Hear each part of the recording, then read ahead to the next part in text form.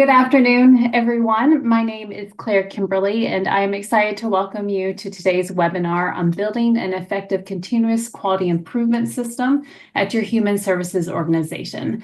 Let's officially get started with some housekeeping items to help make the most of our time together. First, if you have any technical issues, feel free to describe your challenges in chat, and someone from Chapin Hall will do what they can to help. Next, speaking of chat, please put your name and organization in there so we can see who's joining us today. As we move forward with the presentation, we would also love to hear your insights, what additional information would be helpful, or how you might use these ideas already where you work. We're also eager to answer questions for the time we have set aside at the end of the webinar. Please use the Q&A function found on the bottom of the screen for these questions, as that will help guide our Q&A time at the end of the presentation. Finally, after today's webinar, you will receive a copy of this presentation, both a PDF of the slides and a link to the recording, in addition to additional resources for supporting the work in your own CQI system. We will speak more on these during the presentation. Okay, I think that is it for housekeeping items. So let me transition to our goal for today, and an opportunity for my co-presenters and myself to formally introduce ourselves. As the needs of our communities grow, public and private human service organizations have a responsibility to deliver support that is timely, thorough, respectful, and equitable. Families should get what they need when they need it. That raises some important questions. Do we know what's working and what isn't in our processes and practices? Are we actually achieving the outcomes we're aiming for? And are we making informed adjustments when things need to change? In other words, are we truly practicing continuous quality improvement, or CQI? And are we doing it with an equity lens in partnership with the communities we serve, as well with other service sectors? Thus, the goal of today's conversation is for you to walk away with practical tools that will help strengthen your agency's CQI system, recognizing what's already working well and identifying where improvements are needed. With that said, let us transition to introductions. My name is Claire Kimberly, and I am a senior policy analyst at Chapin Hall. I specialize in formalizing statewide CQI plans and translating research into actionable changes for child welfare systems. My expertise includes program evaluation, mixed methods research, and building partnerships between researchers and practitioners to improve outcomes for children and families. Now I'll turn it over to my colleague Yolanda to introduce herself. Thank you, Claire. Hi, I'm Yolanda Green Rogers. I'm a senior policy analyst here at Chapin Hall, and I've spent the past 3 decades working across the country with state child welfare agencies and community-based organizations in various areas of human services to demystify quality improvement in our field. I provide tailored technical guidance, training, and coaching to organizations that facilitate CQI communities of practice and learning collaboratives to help organizations use data and evidence to inform their improvement efforts. Claire and I are super excited to be here today with partners from 2 organizations that we've worked with in the area of CQI. Throughout today's session, they'll be sharing how they've applied in their CQI practice some of the concepts we'll be talking about today. So first, I'll turn it over to Kurt to introduce himself. Thank you, Yolanda. My name is Kurt Holderfield. I am the Senior Vice President of Child Development and Youth Services at Ada McKinley Community Services in Chicago, Illinois. I have over 30 years experience in social services, both in direct service and leadership. I'm looking forward to being able to share some of our work here at Ada today with you all. And with that, I'm going to turn it over to Zachary. Thanks, Kurt. My name is Zach Thorne. I'm a Quality Improvement Program Supervisor for the Connecticut Department of Children and Families. I'm a 20-year vet of this department. I started as a social worker, and I went back and got my master's in business. And now in my current position, I focus on improvement strategies to meet state and federal goals, and I lead projects. Thanks, and I'll send it over to Nicole. Hi, everyone. Good afternoon. I'm Nicole Dionis, and I am currently the Program Director of CQI within our Bureau of Continuous Quality Improvement, also at the state of Connecticut, working with Zach. So we are a public state-run child protection services agency, and I also have just over 30 years cumulatively in the child protection services field, and about half of that has been in the sector of quality improvement and really trying to use data to improve our practice and our work with children and families. And happy to be here. Thank you. Perfect. Thank you, Nicole. So let me go ahead and share with our attendees here today what our agenda is for our webinar. We've structured today's session around 4 key areas that will give you both the foundation and practical tools to support implementing CQI in your own agency. We'll start by exploring the fundamental role that continuous quality improvement plays in human services, why it matters now more than ever, and how it's reshaping the way we think about service delivery and family outcomes. From there, we'll move into an overview of a CQI framework that helps organize the core elements needed for CQI practices to be successful. The real value comes in our third segment, where we'll focus on applying this framework in practice. You're going to hear some real examples, learn about common implementation challenges, and discover strategies that have worked for organizations just like yours. And finally, as alluded to previously, we'll wrap up with an interactive Q&A session where you can get answers to your specific questions and connect with other attendees who are on similar improvement journeys. Throughout today's session, we encourage you to think about your own organization and the specific challenges you're facing. Keep notes on how these concepts might apply to your work, and don't hesitate to share your questions for the presenters in the Q&A section or engage in dialogue in the chat with other attendees as we go along. The more engaged you are, the more valuable this experience will be for everyone. Also, our goal is to not just share readings and examples. By the end of this webinar, we hope to have laid a strong foundation for you to utilize practical tools immediately. So let's look at what you will walk away with today. First, you'll gain an understanding of the 3 essential components of an effective CQI framework: fostering a culture of learning, developing a strong data infrastructure, and implementing clear, practical procedures. Second, we'll provide guidance on evaluating your current continuous quality improvement systems, processes, and resources to pinpoint specific gaps and opportunities for strengthening your organization's CQI infrastructure. And third, you'll learn how to weave equity and inclusion directly into your CQI processes to capture diverse perspectives and identify potential equity and inclusion concerns. To support these goals, we provided additional resources shared before this webinar and again afterwards, including a directional guide for reviewing your CQI system, a rubric to objectively assess strengths and challenges, and guiding questions to help integrate equity and inclusion throughout your processes. So let's dive in and build these capabilities together. Yolanda? Sure, thanks, Claire.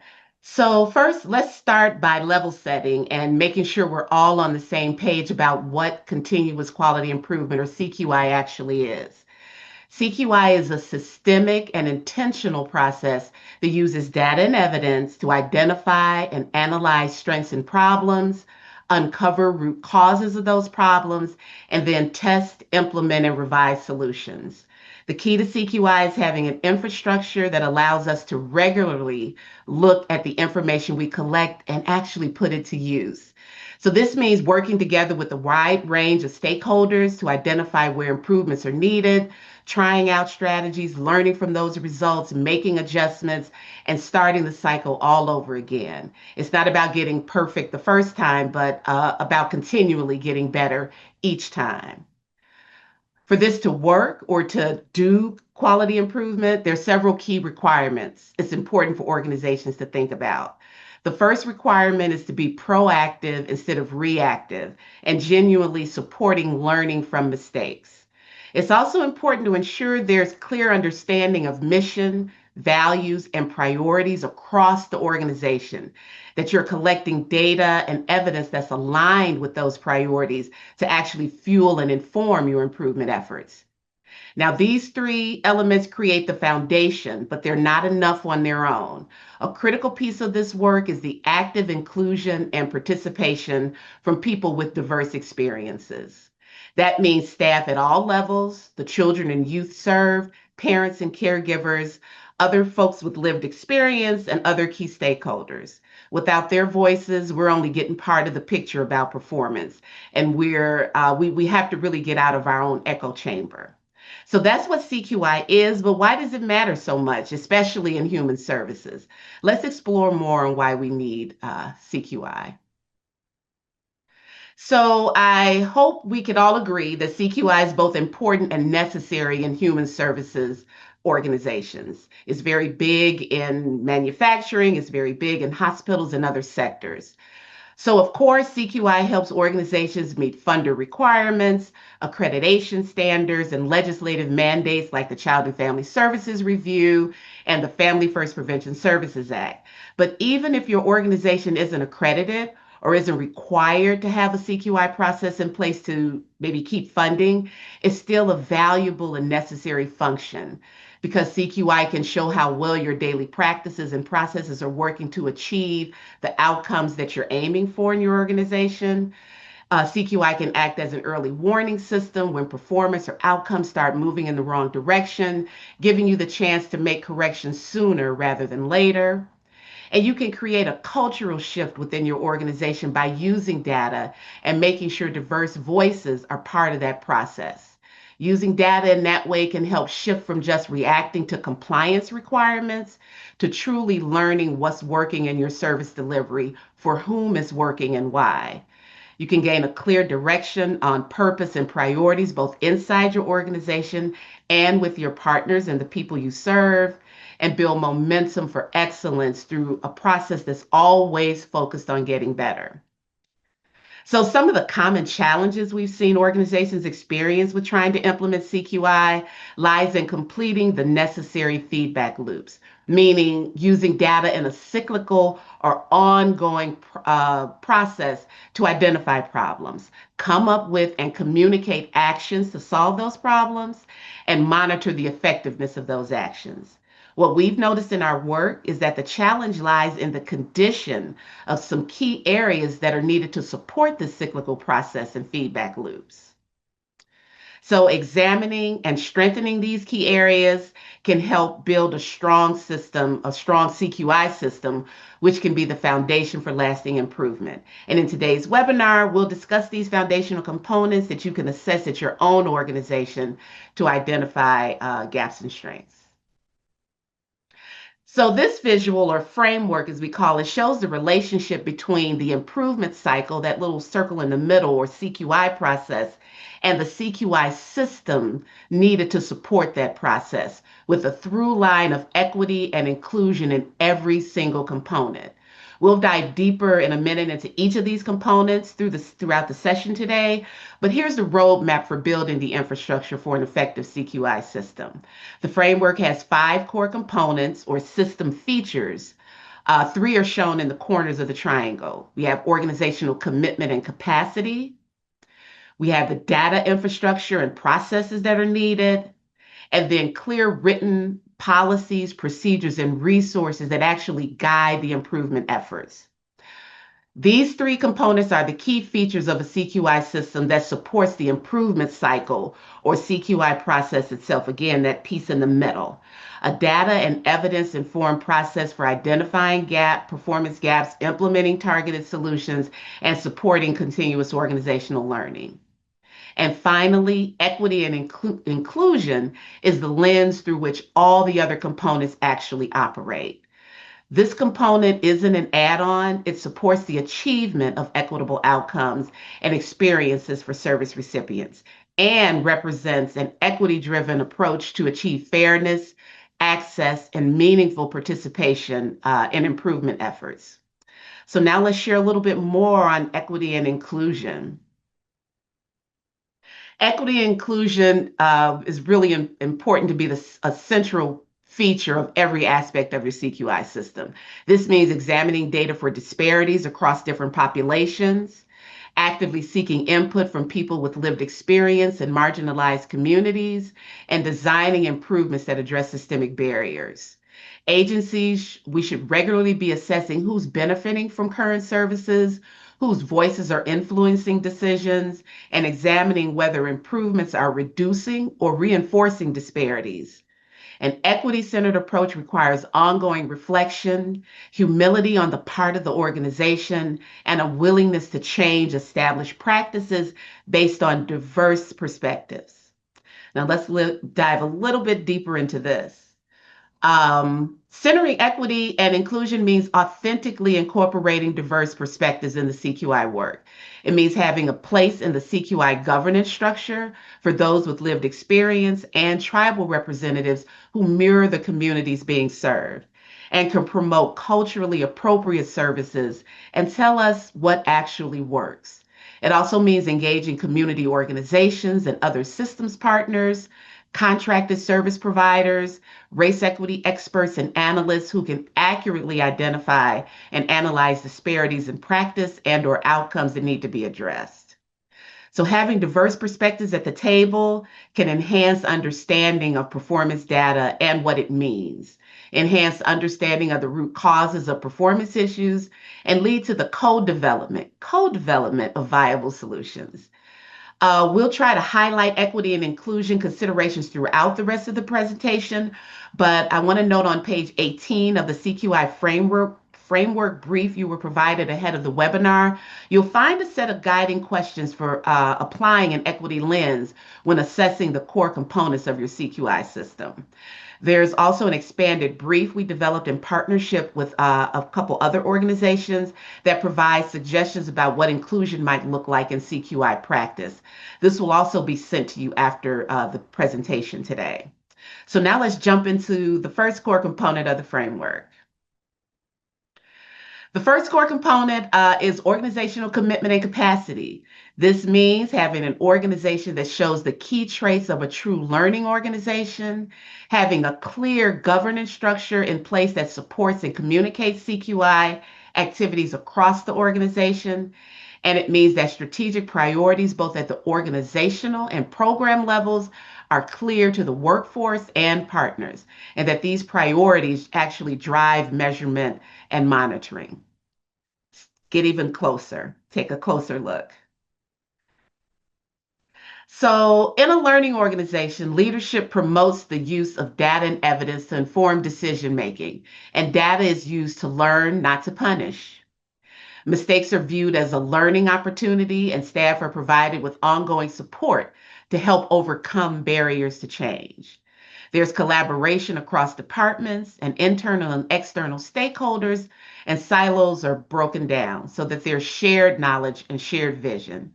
And there's support for personal mastery and skill development to enhance staff expertise in their roles. Governance structure. A clear governance structure for the CQI process is really important. The governance structure is the vehicle for communication and alignment of CQI efforts across the organization. The governance structure should reflect a policy to practice feedback loop where there's ongoing communication between leadership, the workforce, key stakeholders about the impact of new policies, implementation challenges, and improvement strategies identified in CQI processes. And then the final key component of this, final element of this core component is strategic priorities. Strategic priorities involve defining clear goals and outcomes that provide direction amid competing demands. These strategic priorities are typically connected to established standards like your mission, program plans, funding source requirements, or state, local, or federal requirements like the Child and Family Services Review. The key here is to ensure that there's a line of sight throughout the organization and with key stakeholders, meaning everyone understands their work and their role in relation to the overall objectives of the organization and how their specific tasks contribute to the broader goals and outcomes for the organization. So these three elements work together to create the organizational foundation that makes CQI possible and sustainable. So now we'd like to take a quick poll to hear from you. I've talked quite a bit. So based on what you just heard about organizational commitment and capacity and thinking about the CQI systems at your organization, we'd like you to respond to this question. In which areas of organizational commitment and capacity of this component, the framework, does your organization need the most support? And Isabel's going to put up that poll, so go ahead and answer.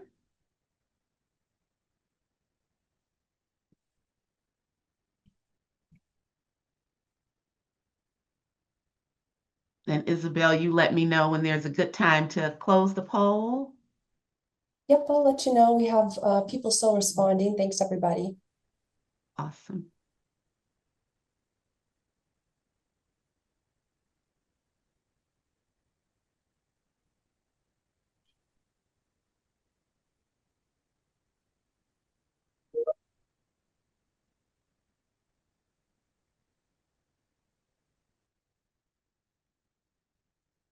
All right, here are our results. All right. So it looks like 63% selected governance structure, again, having that clear outline of roles and responsibilities and those communication pathways across the organization, then strategic priorities, and then 30% with continuous learning, having a learning organization.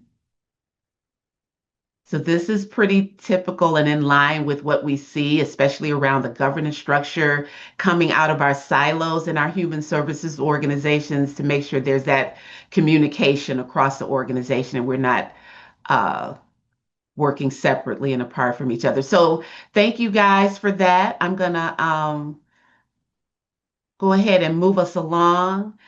Now I'd like to turn it over to our partners to share with you how they're strengthening the organizational commitment and capacity component of the CQI systems at their organization.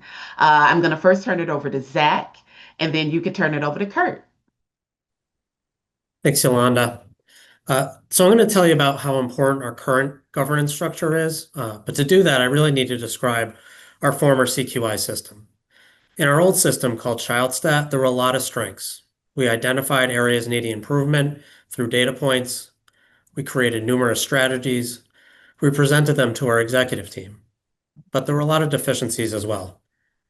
CQI team voices were mainly composed of supervisors and managers. It was unclear who made decisions on strategies, who was implementing them, who was monitoring progress, and there was very little follow-up feedback about the success and challenges of each of those strategies. The strategies and presentations were also highly dependent on myself and some other CQI leaders to facilitate meetings, create strategies, produce the data, and then develop talking points for these lengthy presentations. So further, when any of these staff changes of CQI leadership would occur, it would derail progress and slow things down. And sometimes it felt as though finding a successful strategy was comparable to throwing spaghetti at the wall, kind of just hoping something would stick. And ultimately, deliverables were not very clear. And I believe it failed because impactful strategies were lost through process and as a result of not having basic oversight and ownership of ideas. And then Chapin Hall came along and emphasized something called governance structure. They were thought partners with us. They brought experience to the table and they helped us build a system that would work for our unique department. We had planning sessions that built on our strengths. They listened to our deficiencies, and together we built a governance structure with teams that included diverse voices, ranged from frontline staff to other divisions, up to exec team, and then around us as well, including service providers and families with lived experiences. It also defined levels of approval by different leadership role. It assigned responsibility and ownership shared amongst the whole governance structure, including cross-communication between divisions. And it introduced root cause analysis and the sharing of the analysis through the governance structure and not just the finalized strategies. So what this structure does is it ensures commitment to the work in progress, which makes the CQI system self-sustaining. And I appreciate that because it took dependence off my shoulders and Nicole's, It allows others to continue the progress when CQI experts move in and out of their roles. And it removed emphasis on lengthy presentations and placed it fully on functional strategies. But the most important thing is that the government structure ensured that tested ideas turned into statewide deliverables. Thanks, and I'll send it over to Kurt now. Thank you, Zachary. All right, so my organization, ADAS McKinley, is a community-based organization. Now, we're a large organization with multiple programs, which means we also have multiple funders. And that's a challenge for us. So it means we have multiple database systems, we have multiple CQI processes and structures. But what was missing that we found was what makes ADAS McKinley unique? What is our story? And how do we build upon not just our funders, but what is it about our secret sauce and what we do that makes us special and unique? We needed to broaden and strengthen our CQI processes. So we too partnered with Chapin Hall. And they came in and met with our staff and had many conversations and assessed our programs. And we learned really two things that we wanted to do. First of all, we needed to broaden our stakeholder engagement. Their stories weren't being told in the way that they needed to be told.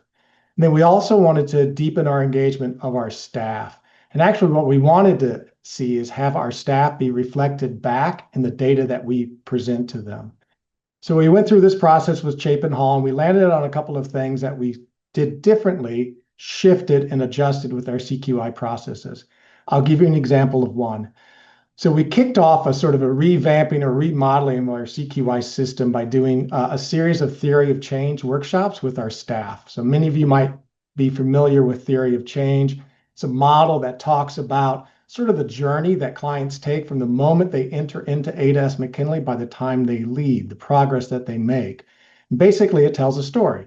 If we do these things, then we'll reach these short-term outcomes, which will lead to these intermediate outcomes, and ultimately our prize long-term outcomes. Now, this was all driven by staff. Leadership was involved. We helped to facilitate, guide, but the entire theory of change and the story of our clients was told by our staff. And we learned two really important things about this when we deepened that engagement of our staff in this process. First of all, we learned there's a lot of things that we need to be paying attention to, measuring, collecting data on, looking at that we weren't necessarily paying attention to. It was those short-term outcomes. And what our staff is, what they're doing is they're building relationships, they're earning trust, and they're deepening service engagement and involvement of our clients. Those things are critical to get to those intermediate and long-term outcomes. But we were kind of missing those until our staff were telling us about that part of the story, how important that is. The other thing we realized was that when we started the conversation about what we do and how we connect that to those outcomes, our staff really struggled at first at being able to connect the dots between their efforts and those outcomes. They knew that they did case notes, they knew that they did home visits, they knew that they did treatment plans. But the more we talked about those changes of those that we serve, our staff started to see differently the impact that they have individually, and how that impact really matters. That shifted the whole conversation. You saw light bulbs coming on, you saw staff getting really excited, and they started to come up with all kinds of great ideas and things that we hadn't considered as we talked about that journey.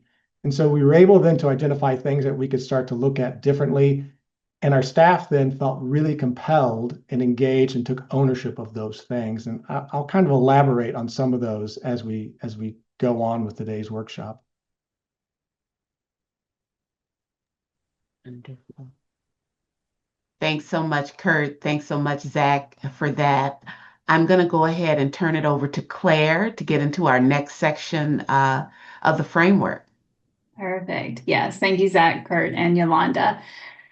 Since you cannot improve what you cannot measure or understand, our next component covers effective quantitative and qualitative data collection, analysis, and reporting about the information that matters.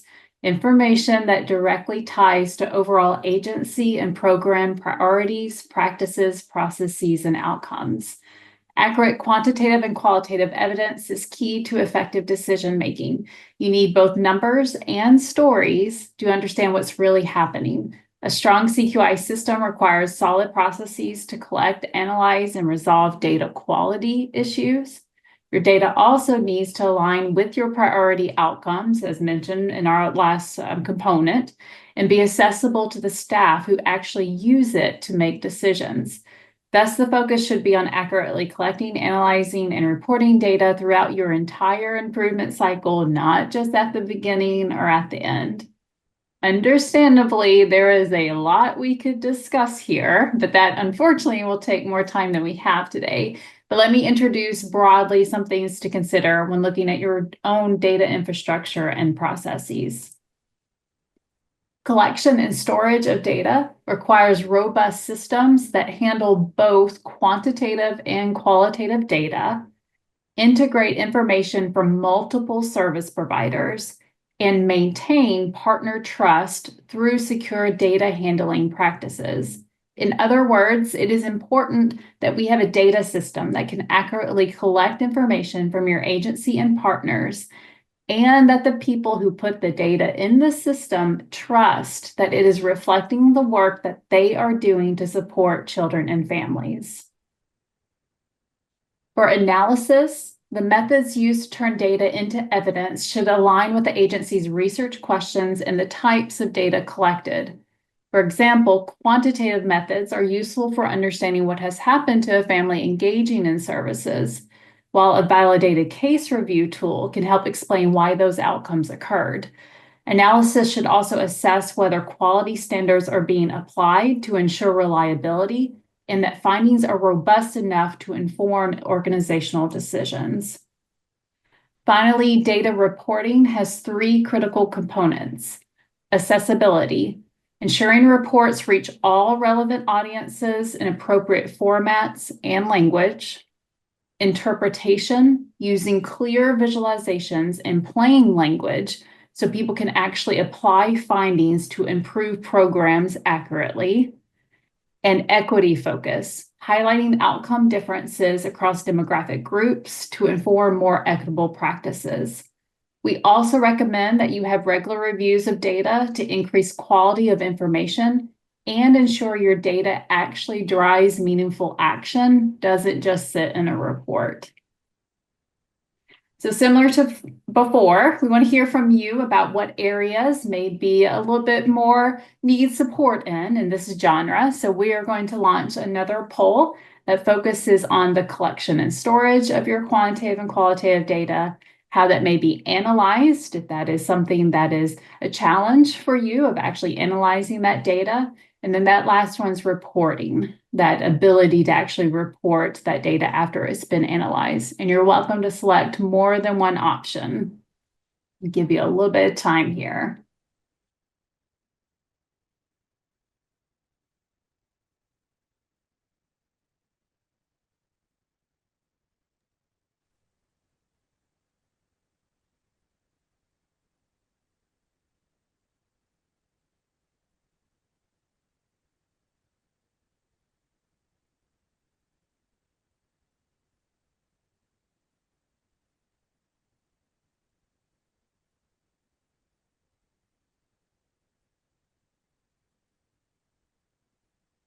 Okay. So it looks like our most popular choice was reporting, but it's right close with analysis. So those two tend to be the higher genres, if you will, where we're seeing some support needed. And then collection and storage, we had at 42%. So that is good to know as we move into some real life examples of applying this. So I am now going to hand it to Nicole. And I believe, Nicole, when you're done, if you could hand it to Kurt next, that would be great. Okay, yes, thank you, Claire. So yes, I am going to talk to you all about really focusing on the data collection and the reporting aspects of this piece of work. And with the reporting, what we want to share is in working with Chapin Hall, one of the things that really became clear was that while we were collecting reams of data, we had a lot of data to share. We weren't always ensuring delivery of that data and those reports to all of the staff that needed to see it, as as well as our partners. So really making sure that we were clear through our governance structure, that we were sharing the data up and down, outside, inside, across, so that everyone's getting this data, to really ensure that our staff and our partners are getting this information necessary to really improve, to assess and improve our practice. And so we use quarterly statewide data reports, QI reports. We do those every quarter, as the name implies. And this has been a process, right? So we continue to revise and refine and tweak that report.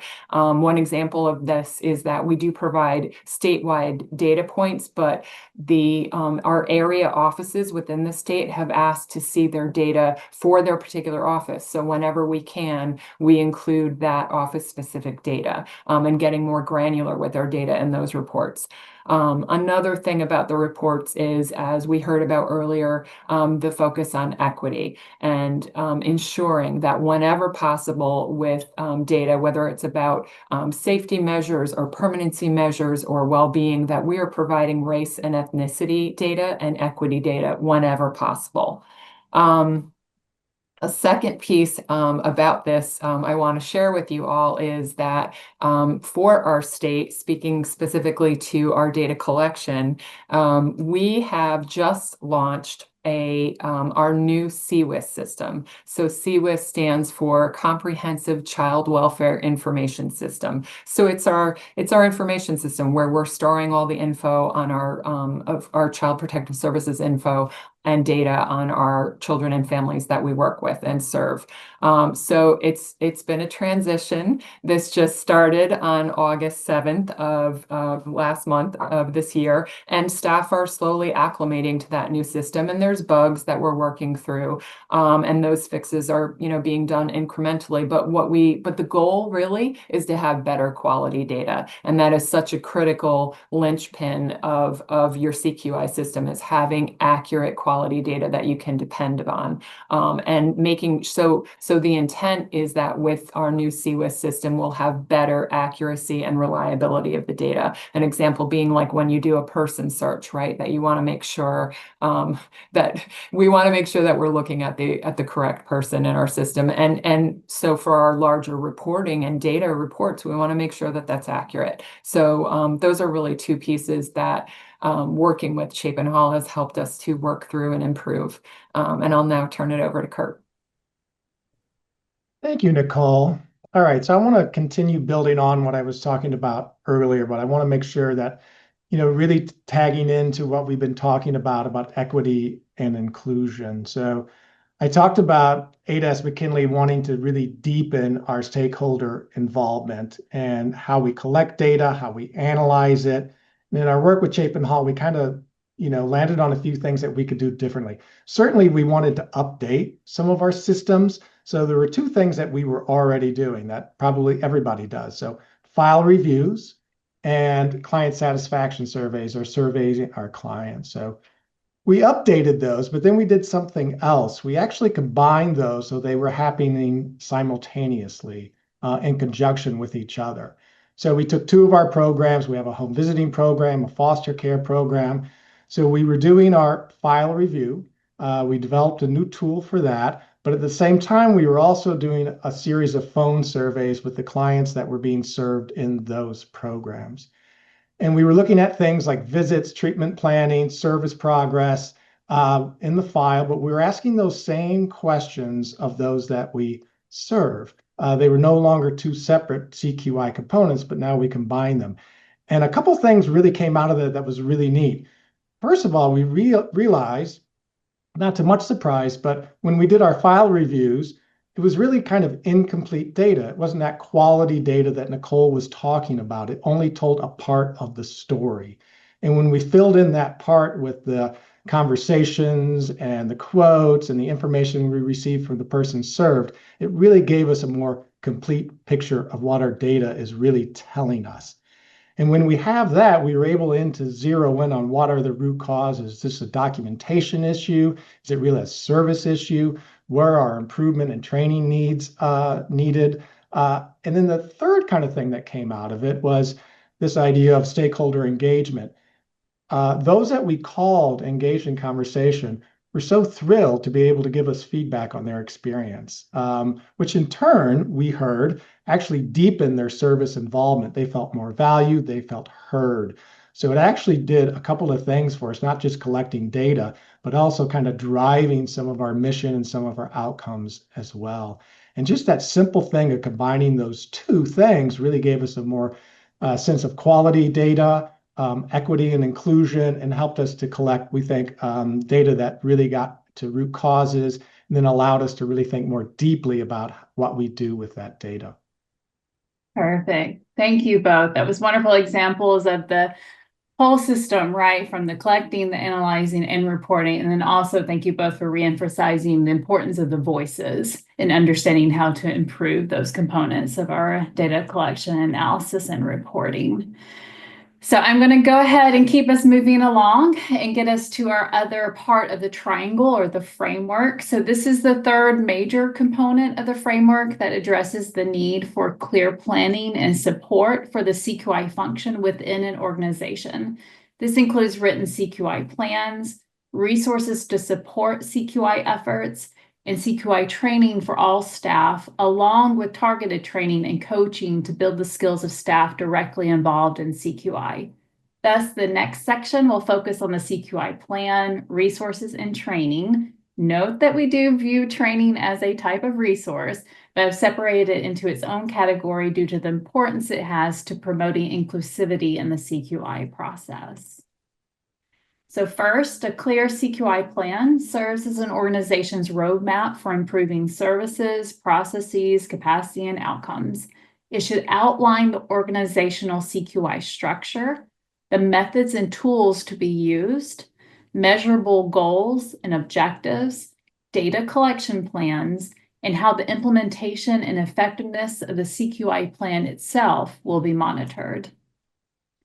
CQI resources focus on 3 areas: defined responsibilities related to the CQI functions at the organization, adequate time allocation so staff can engage in CQI activities without being overwhelmed by daily work, and comprehensive training programs that empower staff, partners, lived experts, and the workforce to participate meaningfully.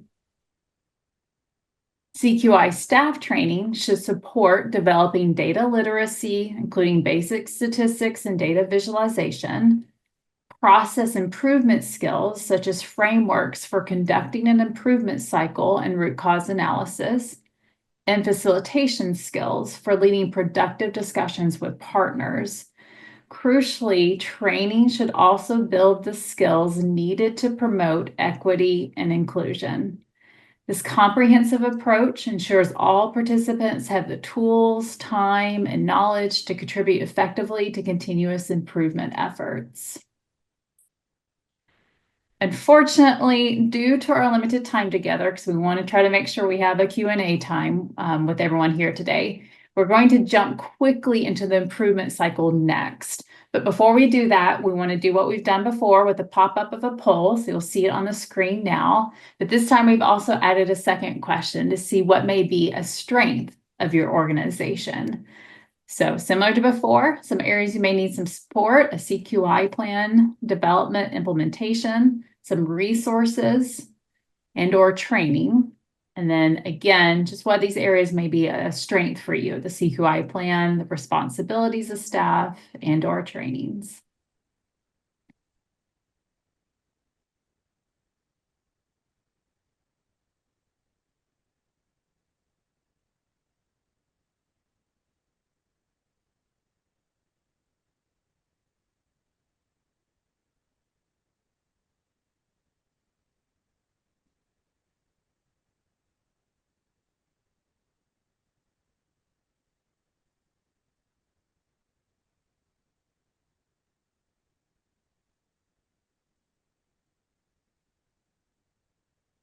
Still have quite a few folks answering, so I'm just going to leave that for a few more moments.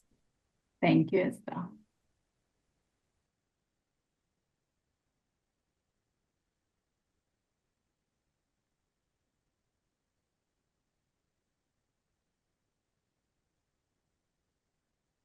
Okay, seeing the results now. So we're seeing support kind of even. We've got a range here from 46% to 58%, but the most prominent one was training that was selected, followed by resources. And then you can see some areas that feel particularly strong. We've got 51% with the CQI plan, 38% responsibilities, and 39% trainings. I'm going to put in a little plug. Unfortunately, I'm not able to see chat right now, but feel free. That's one of the reasons we're here today. If there's a resource that you have, if training is a strength for you and you see there that 58% say that training could be useful for them, feel free to share perhaps a link or something in chat so we can share those resources with others here today. But I am now, I believe, going to hand it over to Yolanda to talk about improvement cycle. Yep. Thanks so much, Claire, and thank you all for your feedback.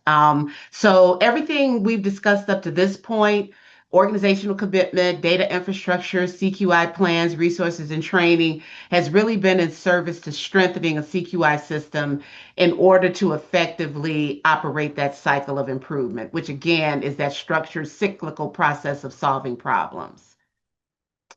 So there's several methods or approaches for conducting a CQI process or improvement cycle, and organizations engage in a particular methodology for various reasons. Some of these methods and approaches are listed on the slide. At Chapin Hall, we typically promote the plan, do, study, act cycle of improvement because of its methodical and scientific approach to using data and evidence to solve problems. But we also start where the jurisdiction is. If they're using a particular approach like Lean Six Sigma or DMAID because they're focused on processes and workflows. But even though there may be different quality improvement methods and approaches to consider, there's some basic demands that must be met in an improvement cycle or CQI process. And these are the demands that we promote in our work with jurisdictions. So first and foremost, using qualitative and quantitative data and evidence at each step of the process and everything that you do. This is the fuel that makes the process work every step of the way. And we want to use this evidence to, one, identify gaps in performance or strengths to build on, understand underlying conditions or root causes, and having a very structured root cause analysis methodology that you employ. Identify solutions, and they can be, some people call them action steps, interventions, solutions, but identifying those solutions and planning for the implementation of those action steps, and then testing and actually implementing the solution, making sure you're implementing the solution as intended or with fidelity, and then tracking progress and using that information, that cycle of information, to actually make a decision or make decisions about how to move forward and what adjustments are needed. And then finally, using that information to identify gaps in performance and strengths to build on, starting the cyclical process of quality monitoring all over again. When a step in the cycle is missed or not done and that feedback loop isn't connected, so most of the time the problems won't get solved. So again, it's not about the particular method. We try to again start where the jurisdiction is if you're employing a particular methodology, but really making sure that the components that we talked about here are covered in that activity. So now I'm going to go ahead real quickly and turn it back over to our partners to share their experiences related to improvement cycles at their organizations. And I think we're going to start with Nicole. Yes, thank you, Yolanda. So I will speak quickly, recognizing the time here, but just wanted to say a few quick notes specific to the improvement cycle. Two things that we really, in looking at our CQI framework and our CQI plan here at DCF in Connecticut, we really saw that we needed to be much more intentional about including the voice of stakeholders. So those with lived experience and our community partners, really ensuring also within internal to our department, as Zach referenced earlier, that we weren't just sort of focusing on certain staff, making sure that it was agency-wide. So that was one piece that we, in partnering with Chapin Hall, that we really looked to improve. And also in our statewide cycle, really ensuring that there was integration of local CQI teams. So each of our offices or regions have a CQI team, making sure that that local work, that there was communication through our CQI governance and through this sort of framework structure, ensuring that there was communication kind of bidirectionally between those local groups and also the overarching CQI team, and ensuring a focus on our overall performance goals and strategies. And one other quick thing is we wanted to make sure that we were ensuring that the full completion of that cycle that Yolanda was just speaking about, so that we were not forgetting the piece about the feedback loop and really looking at, wait a minute, we just tried this strategy. Is this working? Do we need to tweak this? Did we get to the actual root cause? Now I'm going to hand it to Zach, who's going to speak about a specific example of this. Thanks, Zach. Nicole. Thank you. I'm going to provide an example of our CFSR reviews. So in Child Protective Services for Connecticut, we were not meeting safety expectations to interview subject children on investigation reports within the identified priority response time. So that's seeing the kids alleged as victims within a same-day report, a 24-hour report, or a 72-hour report. In our previous system, we would just look at one failing data point, the number that would not reach our target. We'd make a conclusion about that one data point and then develop a broad strategy to address all reports and responses. But in our current system, we break that one data point down as far as we can. So we looked at our high priority reports, those same day and 24s, and we found we were pretty close to meeting our target. We were doing really well. For our low priority reports with 72-hour responses, we had significantly less success. But we broke that down even further by day to really get the root cause. And we found that Monday through Thursday, we did pretty well. We were at that high level, close to the same days and 24s. The area for improvement really fell on Friday and Friday alone. About half of we were about half as successful on Friday as we were earlier in the week. So that allowed our teams to focus on why we were not meeting response times on Friday and develop a strategy specific to 72-hour reports and for Fridays. This avoided broad strategies that would require extra work on cases where we were already doing well. Thanks, and I'll hand it over to Kurt. Thank you, Zach. And I know I got to be really brief here, so I'm going to do my best. So I want to talk about what we did here at ADAS McKinley around the improvement cycle and the feedback improvement or feedback loop. I want to connect this to what I just talked about, how we combine those two pieces of our CQI process of file reviews and client surveys, in this case, phone surveys. So when we had our CQI meeting with our staff in those two programs, home visiting and foster parenting, our foster care, we led with the phone surveys, which were these amazing positive quotes, which actually reflected back the things that the staff created in their theory of change, building those relationships, earning trust, deepening service involvement. So when they heard and saw that, it really boosted the energy in the room. They got to that, what I said earlier in our meeting, they got to see themselves reflected back in the data.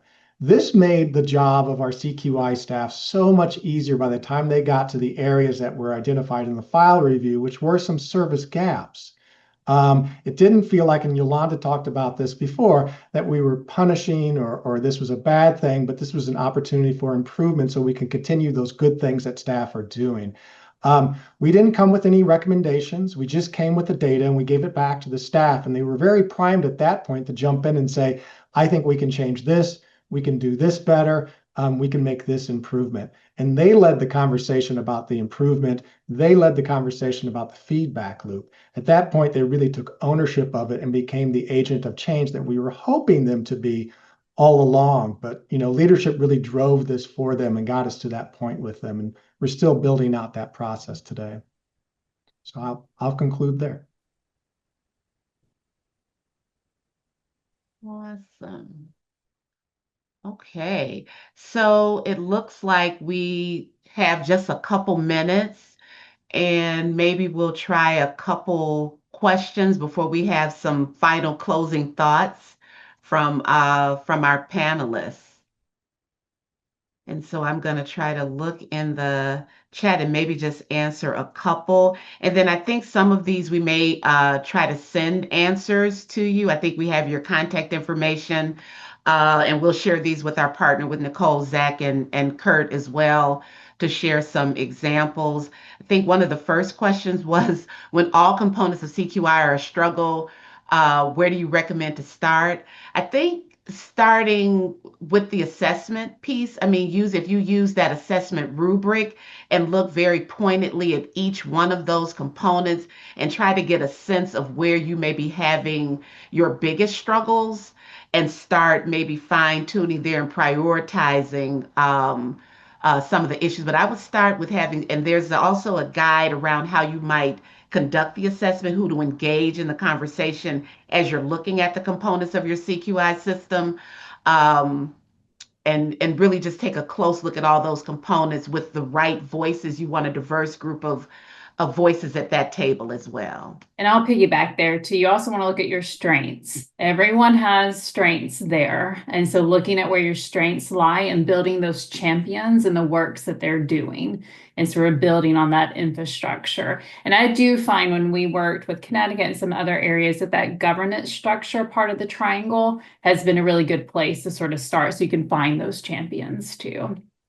And Claire, there was a question to that point, and where do you start with the governance structure? Yeah. So working with a larger state system like Connecticut here, there do tend to be these groups who prioritize their staffing on the CQI work. So that is a good place for those who may have responsibilities or tasks that are more focused on supporting CQI. What are their strengths? Where do they need support? And then speaking to them too about the partnerships and the resources they have to make sure that we capitalize on those diverse voices and those skill sets at the agency, whether that be a large one or a smaller one, would be my instinct there. Great. All right. So I think, again, in the essence of time, these QI conversations we could have all day. But I'd like to just really quickly turn it back over to our partners to leave just those final thoughts in 30 seconds. What would you leave? What kind of information would you leave the participants on the call around CQI? And I'll start.